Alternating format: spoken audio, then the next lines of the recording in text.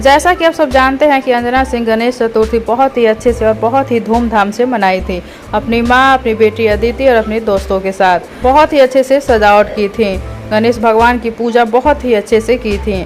और वही गणेश भगवान का जब विसर्जन का टाइम आया तो अंजना सिंह रो पड़ी। आप सब इस वीडियो में देख सकते हैं अंजना सिंह गणेश भगवान को देख करके कैसे रो रही हैं।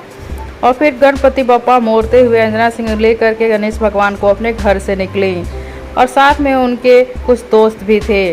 विसर्जन से पहले अंजना सिंह गणेश भगवान का पूजन की, आरती की और उनको गले लगा करके फिर उनकी विदाई की। अंजना सिंह हर साल गणेश चतुर्थी मनाती हैं अपने घर पे और बहुत ही अच्छे से मनाती हैं। वैसे ही इस बार भी अंजना सिंह गणेश चतुर्थी बहुत ही अच्छे से और बहुत ही धूमधाम से मनाई थी और गणेश पापा को विदाई करने के टाइम रो भी दी थी। भोजपुरी के और भी बहुत सारे सेलिब्रिटी हैं जो गणेश चतुर्थी बहुत ही धूमधाम से मनाए थे।